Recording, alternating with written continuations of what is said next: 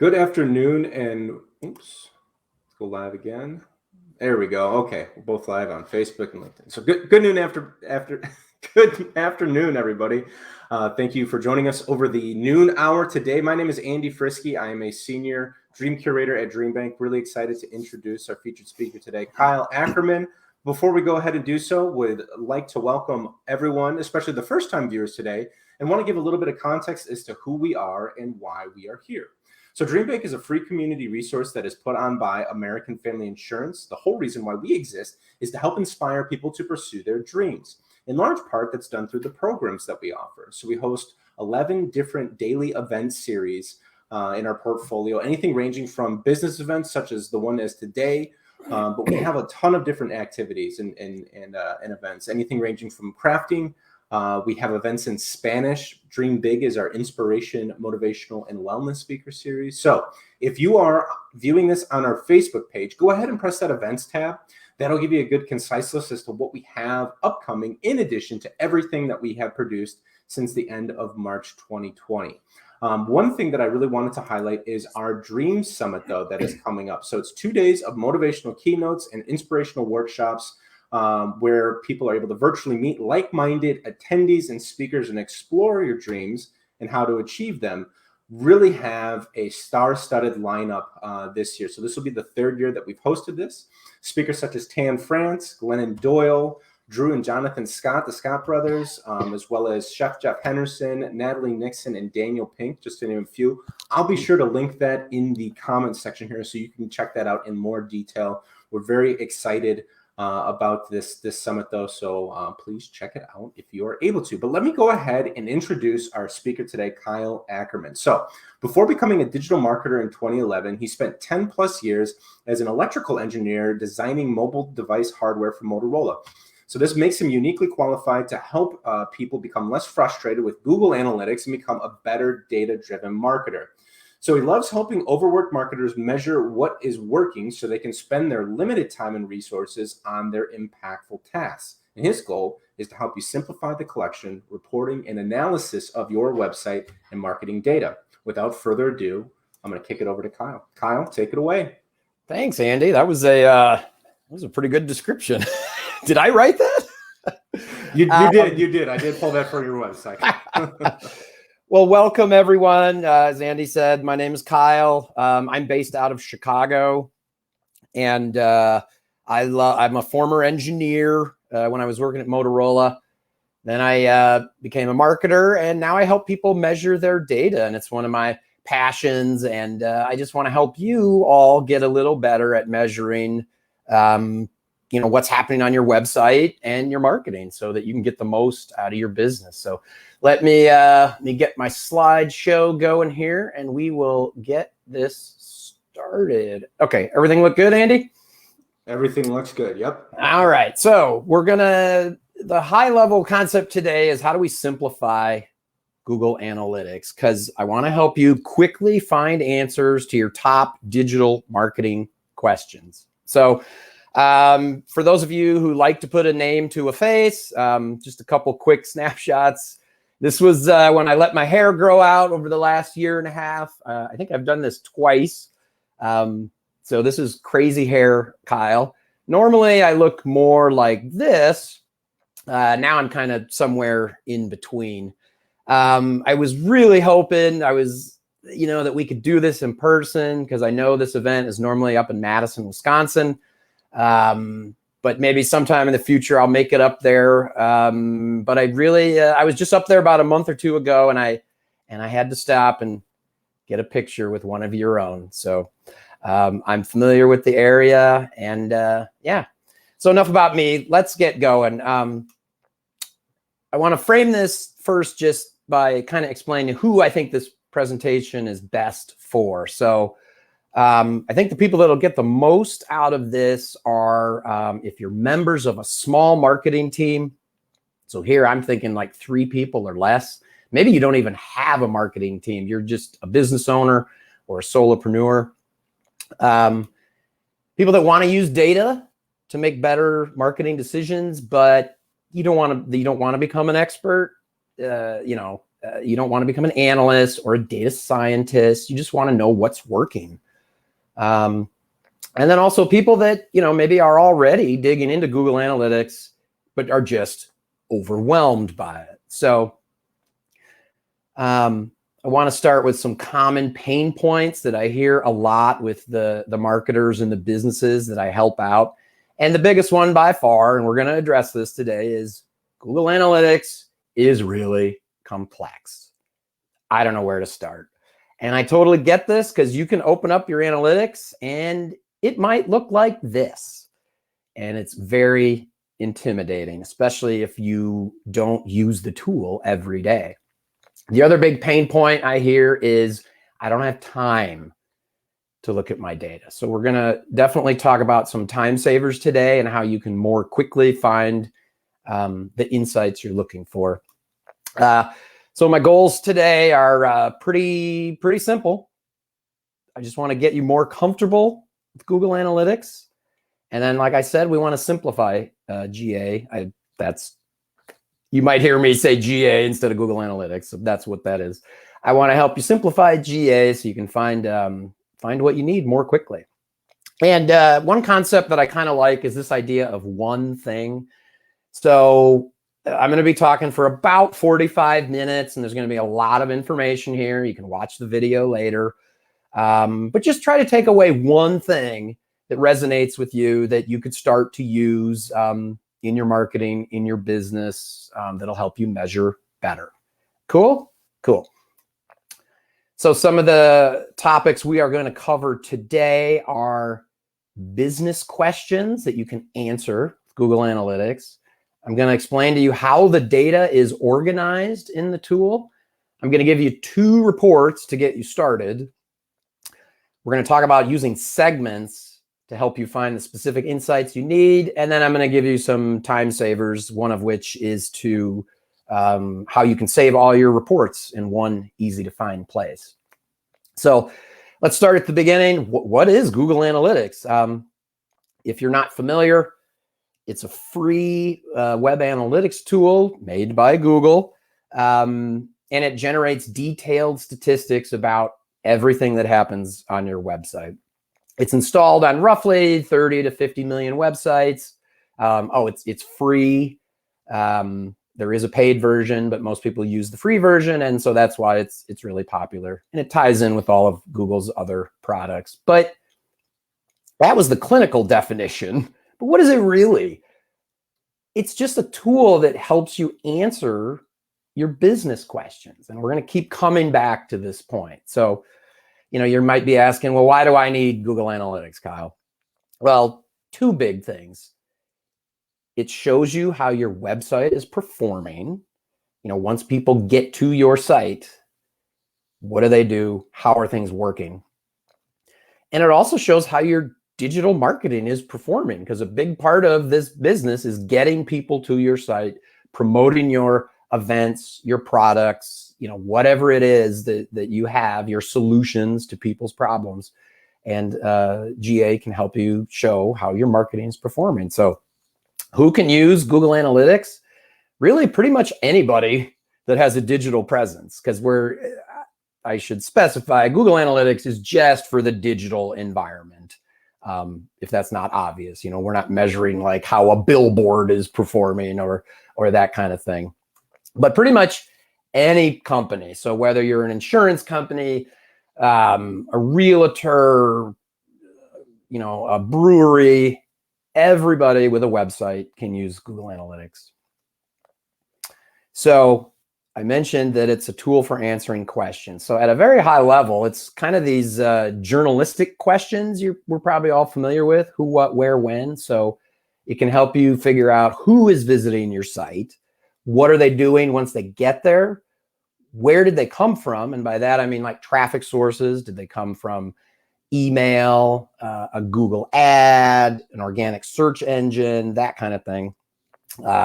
When do people visit your site? And then how well are things working? You can kind of think of it as like the same way you use your car dashboard to see how your car is working and how your driving is going. Is there a check engine light on? Do you need to fill up on gas? How fast are you going? So Google Analytics will help you, similarly as this dashboard, show what's happening on your website and with your marketing. Because if you're not using any kind of measurement, you're kind of like this. It's kind of just like blindly throwing a dart at a dartboard, hoping that you hit that bullseye. And when we're not measuring things, when we're not using data to inform our decision making, what happens is a lot of times we encounter the hippo, and decisions get made by the highest paid person's opinion. That's what the hippo is. And we don't really want to make decisions with our gut or with opinions. We want to use data wherever possible. So I want you to remember, never bring an opinion to a data fight. So let's dive in now a little bit. I'm not going to go too in depth into setting this up, but I just want to give you an idea if you're not familiar with it. So you would go to google.com/analytics. You'll see a page that looks like this. You can start for free, fill out, you give it an account name, check a couple boxes, all the standard things we do when we set things up. The important thing is this: they will give you a tracking ID. That's this UA number here, and then a block of code.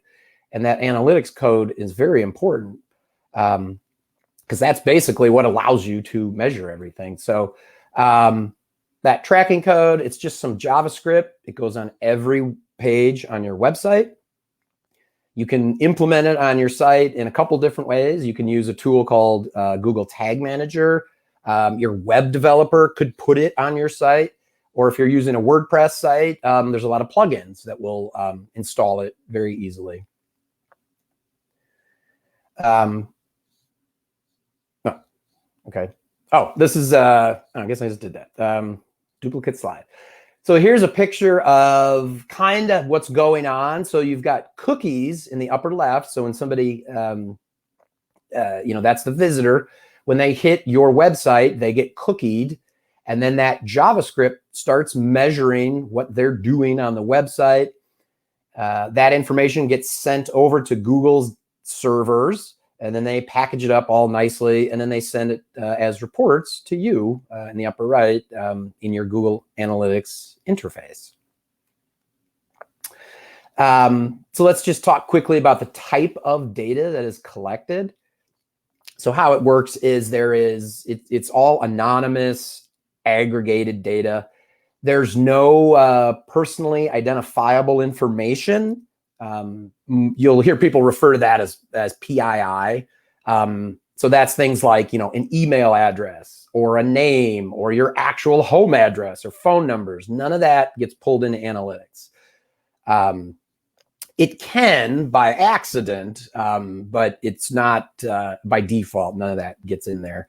So, the website, when you look at your data, you won't know that, Andy visited a certain page or Kyle came in on a certain page. Those things are not in there. Actual metrics that are measured, things like traffic sources. So again, did I come from a paid ad? Maybe I clicked a link in Facebook or came from another website.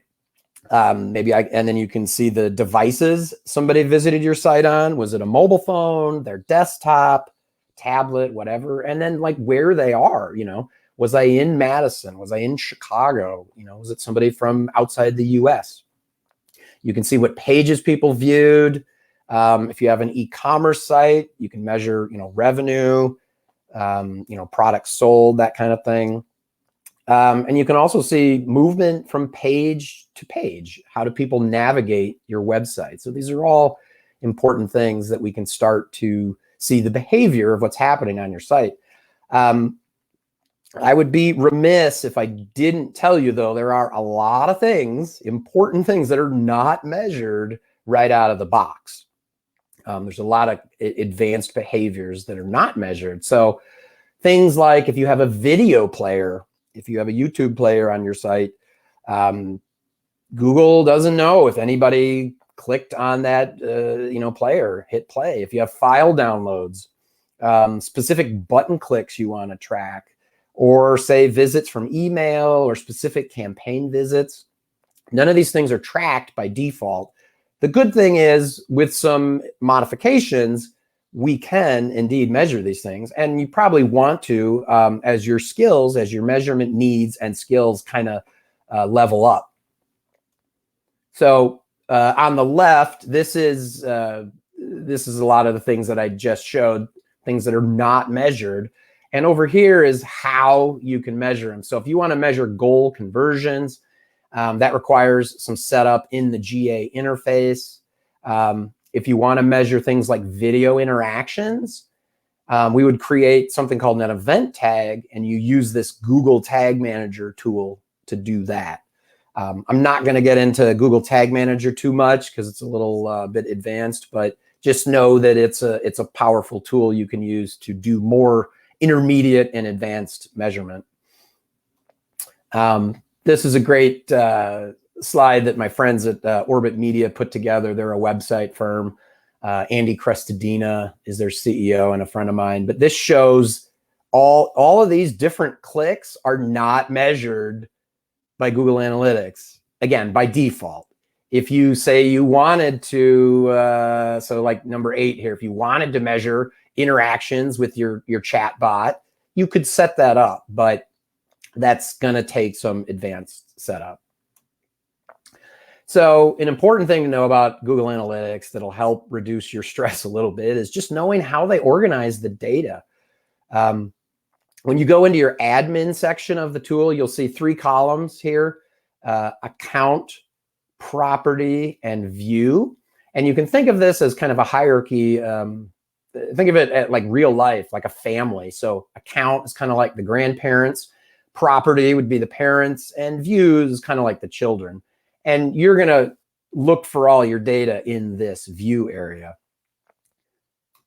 Now, one of the things I want you to take away from today, if possible, is knowing the idea of ABCs. So this is how Google is trying to organize the data to make it a little easier for you to find things, but it's not intuitive until someone explains it to you. I did not, for years, I did not make this connection. So on the left-hand side, this is kind of your menu structure when you're in analytics. So you can see there's 3 groups of reports here. These are the ABC reports.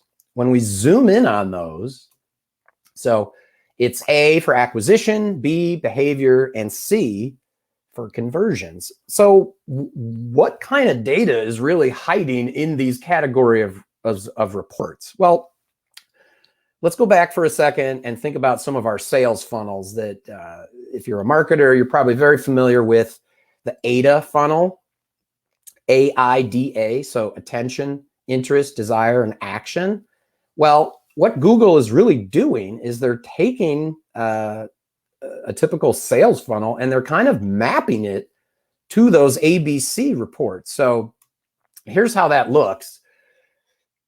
So your sales funnel here's kind of the steps of AIDA. And so the awareness step kind of maps to the acquisition categories. Interest and desire you can find those answers in behavior, and action is in the conversion section. So that's just something to keep in mind. And so in the context of your website, in the acquisition report, that'll give you information about where did people come from. Again, that's the traffic sources. In behavior, you'll find out what are they doing.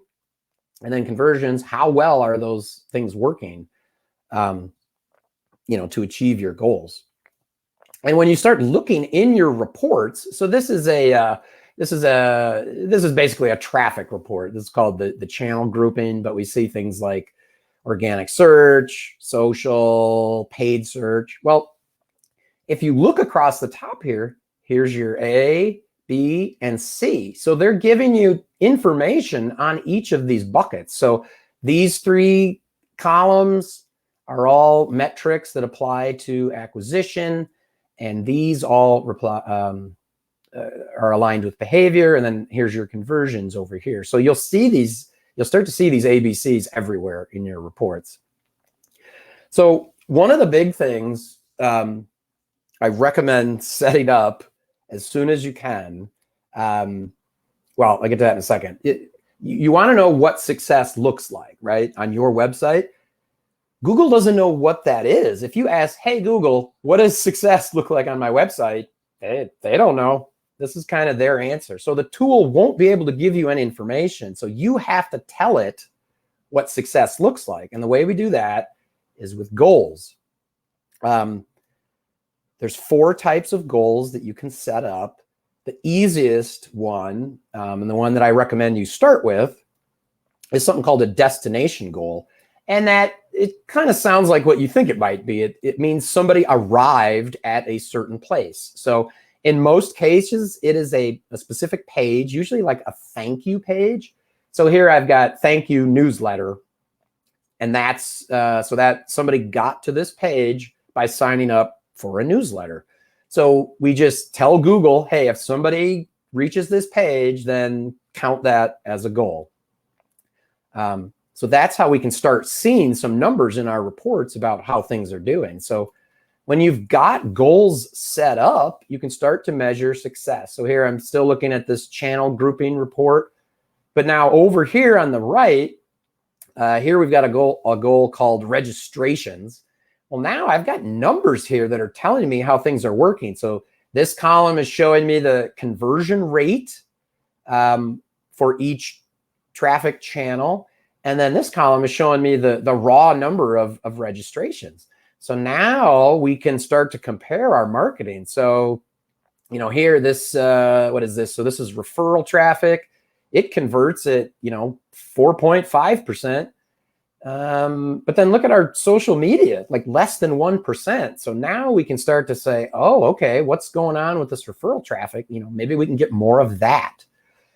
Now, if you don't have any goals set up, you're not able to connect any of these dots. You'll look over here. So there's no goals set up. So how do we measure success? There's just a bunch of zeros. So I can't tell you how my organic search is doing, how my social or my referral is doing. So we need to set up goals so that we can start to measure success and get some useful information out of the tool. Because I don't want to look into your setup and see no goals, because that just kind of makes me sad.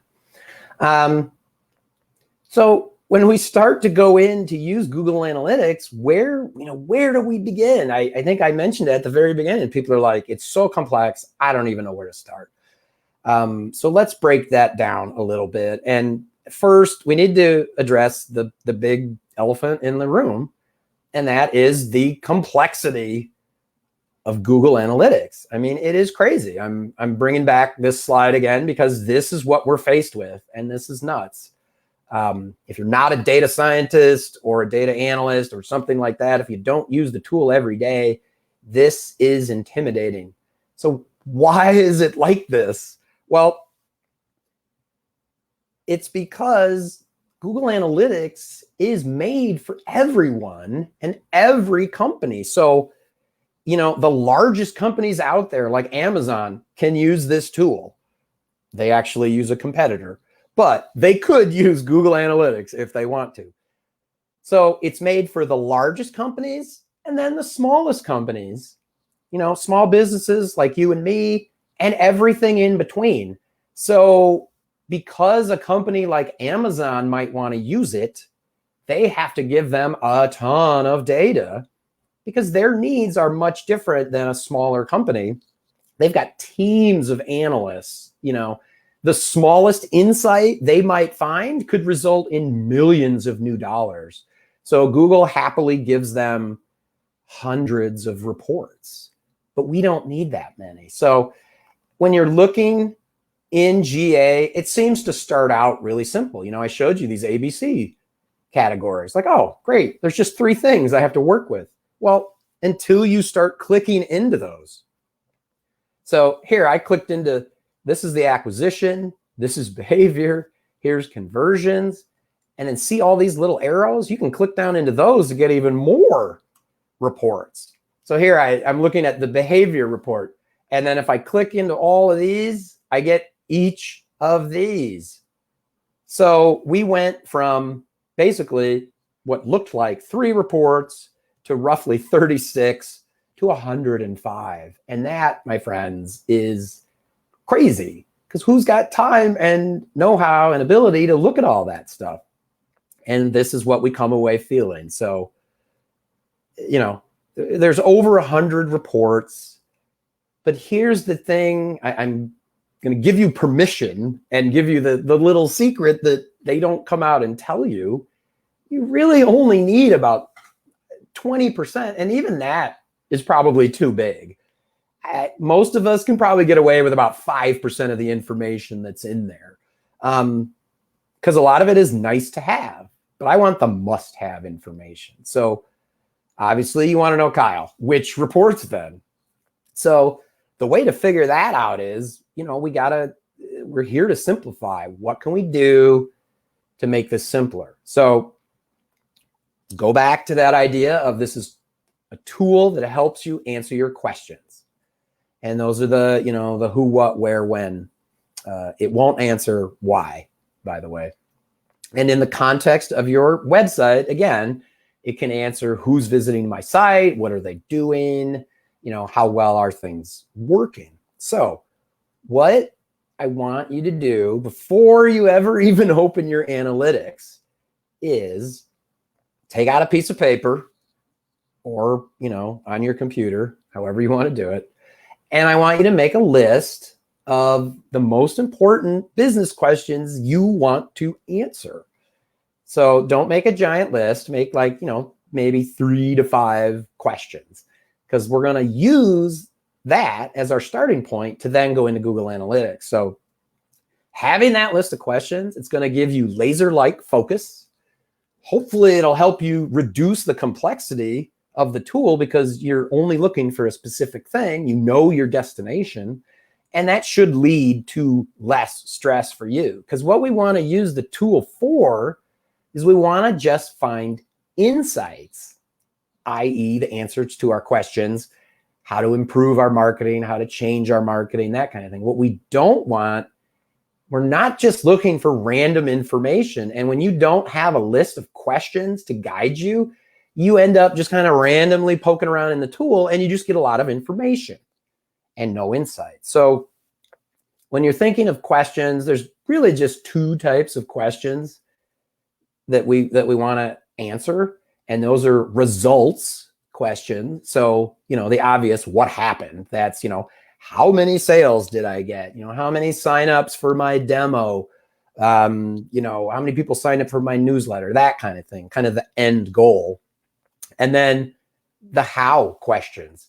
How did it happen? How did I get those, you know, scheduled appointments? How did I get people to download that important document? You know, what traffic source, what path did they take on our website? That kind of thing.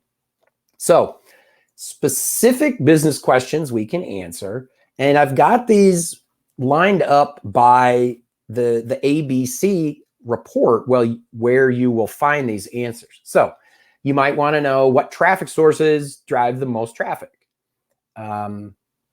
Maybe, you know, how is our email newsletter performing? You know, which referral sites send the most traffic? That's all going to be found in the acquisition reports. Behavior, in that section, we can answer questions like, what are the top landing pages, i.e. the entrances to your website? If you create a lot of content, you're probably want to know what is the most popular content. What content do visitors view the most? And then an important one that's kind of overlooked, I think, is how are people navigating your site? How do they move from page to page? And then in the conversions area, we can find out, you know, like which traffic sources convert the best, maybe which social media channel converts the best. If you're running campaigns, we can map campaigns to, you know, which ones get the most leads. So those are specific questions you can answer. To give you some real world examples, maybe you have a B2B company and one of your main goals is leads. That lead could come in the form of, you know, downloading a case study, requesting a demo, or, you know, scheduling an appointment. So the questions that you want to know are probably which traffic source converts best for leads, which brings me the most leads. And then maybe which campaign drives the most leads. An easier one for a lot of people to understand is, if you have an e-commerce site. So you're selling things on your site. So similarly to the last one, you probably want to know which traffic sources bring you the most sales. Is it an organic search? Is it a paid ad? And then you want to know which products are generating the highest revenue. You might also want to know, are you getting more sales from mobile phones or desktops? So these are all specific questions you could ask if you have an e-commerce site. So as we're thinking about simplifying things, we're going to use the 80-20 principle, and I'm sure many of you have heard of this before. The Pareto Principle, I think, is maybe the official name of this. Basically, 20% of the inputs give you 80% of the outputs. So we're going to try to apply that to which reports do I need, to get the answers we want. So, we've got these hundreds of reports. We want to shrink that down. And today I'm going to do an extreme case of this. I'm going to give you 2 reports that you can use. So it's almost like a 98-2 principle. So when we're thinking about where to find the specific reports we need that have the answers we're looking for, the way for you to kind of think about this is start by, okay, what's the funnel stage? Let's go back to our sales funnel. What's the funnel stage of the question we're trying to answer? And then what we're going to do is we're going to map that to the corresponding ABC report in GA. Because remember how I said the funnel stage, it kind of maps to those ABC reports. So I'll give you an example. Maybe you want to know specifically about email. You're looking at year-over-year performance. So, you want to know, is my email traffic increasing year-over-year? Well, what kind of question is that? Which stage of the funnel? I mean, that's top of funnel, right? That's the awareness. So where do we find top of funnel answers? Well, that's going to be in your acquisition reports. So just think of it. This is a way to kind of, as you're starting out, to know which ABC report to go. I should say they're categories of reports, but which ABC bucket to go into to start to find the reports you need. So I promised you 2 reports to get you started. These are 2 that I think everyone can use, especially if you're just starting out, or even if you've been using analytics for a while. These are 2 reports that can be pretty valuable. So the first one, and this might be my favorite report of all of them in the tool. It's in the acquisition bucket, and then it's all traffic, source, medium. So what it's showing us is these are your traffic sources here in the first column. So we can kind of compare and quickly see which ones are bringing in, the most traffic. But we can also see, if we have goals set up, we can also see which ones are the best at achieving our goal, because it might not always be the ones that have the most traffic. So this is information that we want to know. So this is one report I think you can get a lot of value from. The second report is basically showing us what people are looking at. So it's in the behavior bucket, and it's site content, and then all pages. So if you create a lot of content, you're definitely going to be looking to here to see if people are looking at your content.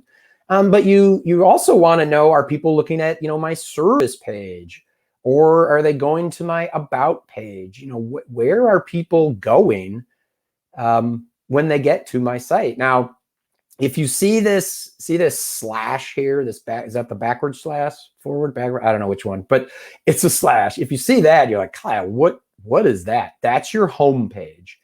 And I don't know why. That's just how Google, that's just how it shows up in the tool. And this will typically be the most viewed page. It's either 1 or 2 for almost every site. So it's just good to know that a lot of people are viewing your home page. So once you start once you've identified the reports that you need to use to get your answers, you need to layer on one more thing. And what we really want to do is we want to find insights, and the best way to do that is with segments. So we're going to add segments to the reports that we're looking at. So what is a segment? It's just a subset of an audience. So you've got this big group of people over here. They all visit your website, but they don't all act the same way. You might want to know, well, what is this group doing? Maybe this is people that are just on a mobile device. And maybe this is people just from the Madison, Wisconsin area. And maybe this is people that clicked on a paid ad. They're all going to behave differently. And we need to be able to separate those out in the reports. So why are segments important? I kind of ran through this a little bit, but because your website, it's just a jumbled mix of many things, of people coming from different traffic sources, people doing different things on your site, and people with different desired outcomes. Some people just come there because they want to read a blog post. Some people come because they want to, or they're considering hiring you, buying whatever it is you're selling, whether it's a product or a service. We want to be able to kind of segment that stuff out. And, so separating data into these different groups, it's the only way to really find these meaningful insights. I think the best way to think about it, and pardon my French, but all data in aggregate is crap. This is not my quote. This is Avinash Kushik. He's a long time data analytics evangelist. He worked at Google for a number of years, and now I think he just runs his own business. But this is how he kind of expresses his feelings about unsegmented data. You can't just look at all the data in one big group. You need to create segments. You need to dig deeper into that data to really find the meaningful insights. So the nitty gritty of how segments work, you have two kinds. You have system and you have custom. System is, I don't like that word. It's just default. These are the default segments. They are in there out of the box, and you can just start using them. So things like organic traffic, paid traffic, or maybe, people that came in on a mobile device. And then custom segments are ones that you create. And, you can create very elaborate segments. We're not going to get into the how-to of the custom today, but just know that, you could create very advanced segments. But simple ones you might want to know are just, hey, what are my visitors from email? I want to isolate them. Or, people that are reading my blog, I just want to see what they do. Or maybe I only want to see the blog pages. Maybe I just want to know people that came in from desktop. This is kind of an underrated one. If you have a local business, you're going to want to look specifically at the people visiting your site from your location, because I can guarantee you they will behave differently than people that come from outside your service area. So how do we add a segment? Well, in any report, you just click this little button. It's kind of hard to see in the tool because they have it grayed out, but you click here to add a segment. You'll get to this, a report that looks like this, or a menu. And so here's your first option. It's these default segments here, this system. So if you choose system, you can choose one of these. You can actually choose up to 4. All users is kind of the default segment. You can leave that on or turn it off. And then if you want to create your own segment, you can come into here and click new segment. So once you've added a segment, you'll start to see that broken out in your reports. So here I've highlighted, I'm looking at mobile traffic. This is people that came to your site on a mobile device. And now we can see, so that's that orange line here. So now this is separated out. It's not in this blue line anymore, which is all users. And then when you look at deeper into the report, you'll see here it's separated out. This is all the information about mobile compared to everyone that visit your site. And you can see, they convert at a different rate. Time on site, it's a little bit less on mobile, but you can start to see, how the performance differs. And you'll see, line items here for mobile. One nice thing I like is if you need to compare segments, you can easily do that. So here I've got 3 different segments, and I'm looking at device categories. So this is mobile, desktop, and then people that came on a tablet. So you can add up to 4 segments. In this case, I'm just comparing 3 because I want to know, is there a difference in how these people interact with our site? And we can see it. So here we've got e-commerce. This is a conversion rate. It looks like tablet traffic converts at 0.6%, but mobile is only 0.25. So this is like 3 times higher conversion rate. So that's good to know. Then you can start digging into, okay, do I have a problem on mobile? Is it just a bad experience because everything is too small? Maybe a form is not showing up correctly and people can't fill it out. Maybe something's broken, but you can start to ask those questions and dig a little deeper into, your mobile traffic. And I think the immortal Alec Baldwin put it best years ago when he said, always be segmenting. All right, I promised you some time savers. So one of these that I think is super useful and not a lot of people seem to know about it. There's a way to group all of your reports in one place. And this is assuming that, you've got, say, maybe 3 to 5 that you always look at, and that maybe you've even added segments to and that kind of thing. Well, you can group those all together. In a way, it's kind of like a bookmark. So there's a feature called Saved Reports. This is your left menu. It's under Customization. So you can basically keep everything here. So when you're in a report that you use a lot, so look here, I added that. I've got the mobile traffic segment. Since I don't want to have to add this again next time, I'm just going to save this report. So what you do, you come over here, click the little, it's funny, it's like a diskette. So they still have this, it's a computer disk. So this is really dated, but that's the icon that they use. You give it an important name. So here I'm looking at, I guess this was top pages from people in Illinois that came on a mobile device. And then once you save that, every time you go into your saved report here, you'll find that report. So, just imagine that these are the 5 reports that I only ever look at. Well, I may not remember where they are in this complicated menu structure. So I just need to remember I've got them all here. So click here and then click the report you want to see. And then, to go to one of the other ones, just come back here. It's a great bookmarking feature. Another feature that can help you save some time is exporting your data. So Google Analytics is great at collecting data.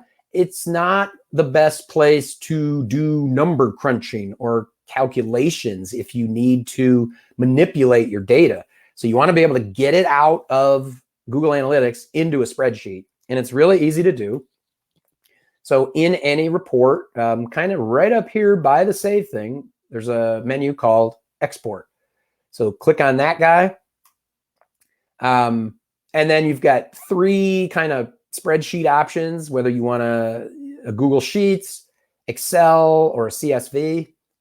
PDF, you can't number crunch with that, so skip that one. So choose the format that you want to use. And then the first time you do this, it's not going to give you exactly what you want, and I'll show you what I mean. You're just going to get 10 rows of data. But we know from looking at that report, like, wait a minute, so this is the page report. People only looked at 10 pages. We know there's way more than this. So why am I only getting 10? Well, there's a little setting you got to change. And the problem is down here at the bottom of this report. And I'm going to zoom in on this. Don't worry. So that thing So here it says show rows. So default, you're seeing 10 rows of data, but look, there's 713. So we're missing almost all of the data. And the way the export works is it'll only export what is showing on your screen. So right now you're only showing 10 reports, 10 rows of data. So it's an easy fix. What you do is we just change this setting. So here, these are your options, but right now it's 10. What I like to do is just max it out. So I go to 5,000, just anything bigger than this number. And then once you do that and redo the download, you will get all 713 rows of your data versus just the 10. So I think this is my last, this is the last time saver. So maybe you don't want to go into GA, you don't have time, or you've identified what you want to use and you don't need to go into it on a regular basis. Well, what you can do, you can set up the tool to email you or anyone on your team, maybe even your boss, the key reports that you're interested in. So the way to do that is, again, it's all up here in this little menu section right above the date. You click on the share button, and then you have to fill some things out. So, here's put who you want to send it to. I would give it a meaningful name. I don't think I changed this one, but the default subject title is kind of generic. So maybe give it a little more meaningful name. You can choose the frequency. So do you want it to come daily, weekly, monthly, quarterly? Choose that. So in this case here, I chose weekly, and then you can choose the day of the week. So here, by choosing Monday, that means I'm going to get this report sent to, or these two people are going to get the report every Monday. The other tip I would say is add a little message in here and your name. So, this is a weekly report of the top traffic sources for the website. Because, if it's a boss, maybe they don't look at this very often, and this will just give them a little more context on what they're looking at. And the reason I put my name in here, and usually I put an email address in here too. I didn't for this one, but the email, the actual email you get comes from Google. So it won't say, from Kyle. It'll say from Google. So, again, we're adding context. Because this message will show up once they open it, and then they can go, oh, it's from Kyle, and oh, that's right, I remember him setting up this report. So that's what I would do. Check the I'm not a robot, click send, and away you go. And you'll get this for, I think that if you click under this advanced options, you can say how long you want it to go. So by default, you'll get this for 6 months. Anyway, that's how you can set up an email to be automatically sent to you on the frequency of your choice. So I kind of want to just put everything together, show you a sample analysis that you might want to do, or something similar to your situation. So let's do a quick top of funnel analysis, and we're going to use some of the things we talked about. So we're going to start with a question. And our question might be, which blog posts, because we're creating a lot of content, spending a lot of effort on that, which blog posts get the most organic traffic? Who is, they're bringing in the most traffic. A lot of times we call these your traffic champs. So how do we find those? Well, we're going to have to use a segment. So showed you how to add a segment. So in this case, we got to add organic traffic. And now we only want to see the blog post. So the way we do that is this is called a table filter. So this whole report is a table. So here we're going to enter blog. And now we see just the blog posts. And then again, here's my segment. So this is how you know you have a segment if it shows up here. So we're looking at organic traffic and the blog posts. And what we can start to see is, in most cases, you'll see maybe 1 to 3, maybe up to 5. that get the majority of the traffic. So think 80-20, which handful of blog posts are bringing all the traffic. So in this case, it's probably a little hard to see, but these three are kind of the big ones. Okay, that's great. We answered our question. So now what do we do with that? Because, data and insights without any action is kind of useless. So the action steps we might take with those blog posts are, one thing you could do is link to your highest converting pages. So, whichever pages, maybe you link to your, sign up page or contact us page or schedule an appointment, whatever it is. Because you're getting a lot of traffic coming in on those blogs, well, put them to use. Another thing I've seen work for companies is you could put a lead magnet form right in the blog. So maybe like halfway down, the best ones are relevant to the content of that post, but you might get somebody to download that, and now they can be part of your email newsletter. So you've started the engagement with them. And then finally, I would take all of those top posts and then I would share them in all your social media platforms, because if they're popular in organic search, they're most likely going to be popular in your social media channels. So that's, so we asked a question, we found the information we need, and then we took action on that information. Let's do a quick little recap of some of the highlights that we talked about today. So we talked about the importance of questions, how the tool can help you answer questions and how to come up with good questions. I explained how the reports and the data are organized. So remember, this kind of maps to your funnel steps. Then we looked at this idea of, using 80-20 to shrink down the number of reports from over 100 to, a handful. I think I just gave you 2 to use. And then again, these map to, the ABC report and the question we're looking for. We talked about using segments to drill down into those reports to get information about the specific audience that we're trying to help. And then these are the time savers. So save those reports all in one place. If you don't go into the tool very often, you might forget where those reports are. Or if you added a lot of segments, you'll have to rebuild those.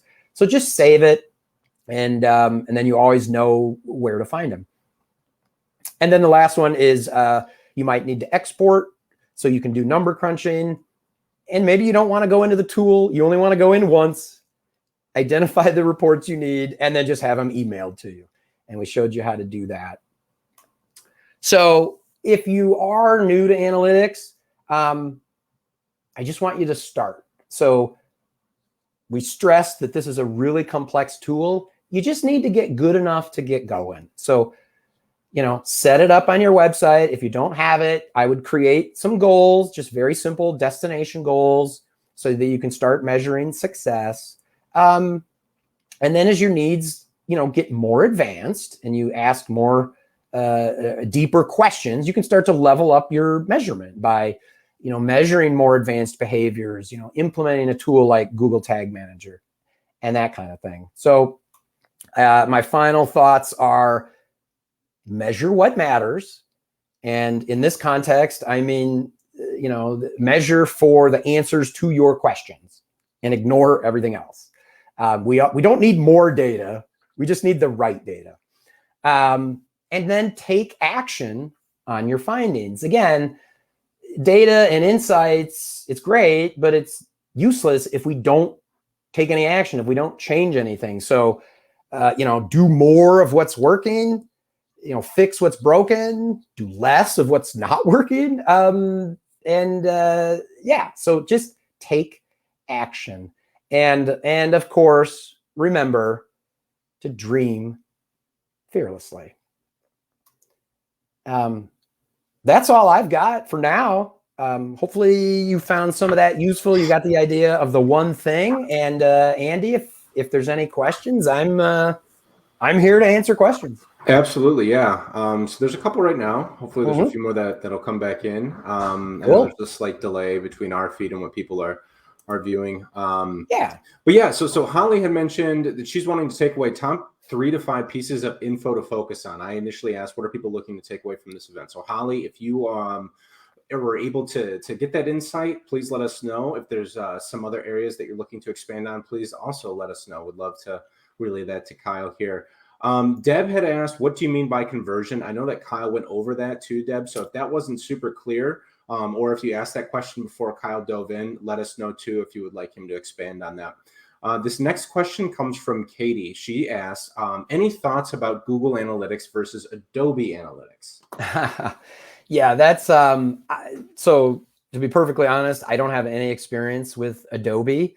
But what I know of it is I'm pretty sure it's for enterprise level only. It's very, from what I know of it, it measures a lot of the same things. I think they just probably organize reports differently.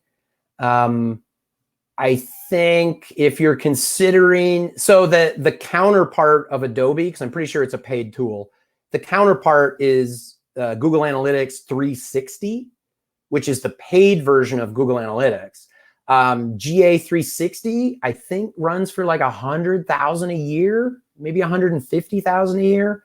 So I'm assuming that Adobe is in a similar range. So there's a lot of different things to think about. I would think about maybe well, for starters, the cost, is it worth, and if you're an enterprise company, then yeah, you may need to use one of those more powerful tools. But you got to think about the cost. If you don't want to pay it, then there's the Google Analytics regular version, which is free and pretty powerful. So that's one big thing. And then what else? I would maybe just research if there's, so this goes back to your questions. If there's specific things that you want to measure, I would just do some quick research to figure out, do both tools do what you need it to do? Because that's a very common mistake. Somebody will just buy, and this is any marketing tool. People will just start paying for a tool without realizing that, it doesn't measure the one or two things that I really need. So I wish I could give you a little more info on it, but since I've never used it, I don't have the background on it. But if you need more, just reach out to me online, and I can, I'm part of networks of people that do work with Adobe, and I could connect you with some people. Awesome. This next one comes from Stacia. Does this only work if we have the analytics code embedded in every page of our website? Yes. So it needs to, because it operates with the code is what enables it. So yeah, it needs to be in the code on every single page of your website. So if there's, say you had it on all your pages except the homepage, well, you won't get any information about people coming to your homepage. So yes, it needs to be on every single page. And, like I said at the beginning, there's a couple different ways to do that. You can have your developer put the code on the page, and they give you instructions on how to do that. You can use a tool like Google Tag Manager. And if you do that, then you will put the Tag Manager code on your page. Excuse me, and it pushes the Google Analytics functionality to your website.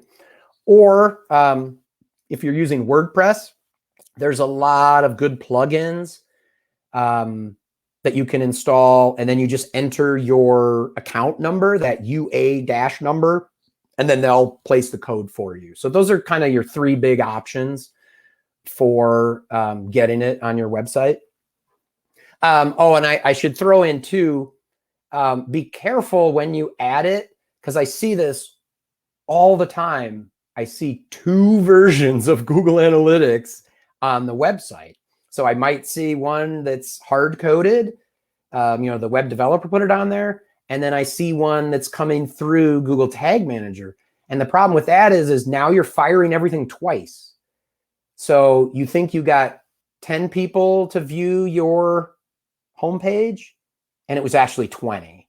So your numbers will all be off and it just causes problems. So be careful that you don't put it on more than once. Awesome. This next question comes from Keith. So give some praise. Said, Kyle, great presentation. Tell us briefly about Google Analytics 4. Oh, I think I know who this Keith is. So I actually have just a very short slide. So there's a new thing out now called Google Analytics 4. It has been out roughly about a year and a half, I think.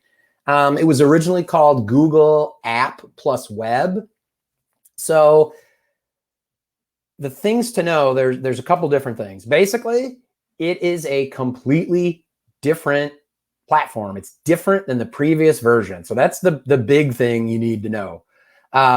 You do not want to use it yet for reporting and analysis because it's still under heavy development. I mean, it is out there. You can set it up on your site, but they're still adding reports and changing interfaces and adding functionality that's not there yet. So I don't recommend you use it as your sole source of reporting and analysis. But what you do want to do is set it up on your site and start collecting data, because it kind of runs in parallel with your existing analytics, and it sends the data to 2 different locations. So you're not merging the data, so don't worry about polluting your existing data. And because it's a completely different platform, you can't merge the data anyway, because the way they measure things is completely different. Basically, everything in GA4 is an event. So a page view is an event. And pretty much every action is an event. And the reason they set this up was to kind of get more in line with a lot of the other tools out there, especially like if you have a mobile app, everything you do on a mobile app is an event. So they had a mobile app platform that measured that. It was called Firebase. They basically merged that with websites. So with GA4, you can actually measure, if you have an app, you can measure your app, what's happening there, and also your website. But I would say know that it's a different platform, get it set up, start measuring data, because if and when it's ready for prime time, so say like a year from now, you don't want to start with no data. You want to be able to have at least that last year of data to start with. But don't do any reporting or analysis from it yet. Just get it set up, get it collecting data, and then keep using your existing setup. Awesome. Thanks so much for that, Kyle. So that actually wraps up all the questions we had. I know that this has come in through a couple different sources, but if you tuned into this event live, thank you very much. If you want to go back and reference this, or if you missed some of the event, this will also be on our Facebook page for you to view in its entirety at any time after. So with that being said, I want to highlight one last thing. The Dream Summit I mentioned, I put the link in there. It's got the list of the lineup of speakers, dates, and how to register. It's free, just like all of our other events. So hope to see you all there. And I want to thank everyone for taking time out of their day today to join us. Thank you, Kyle, for putting together this presentation. With that being said, we will go ahead and cap it there, and we will see you all next time. Thanks, everybody.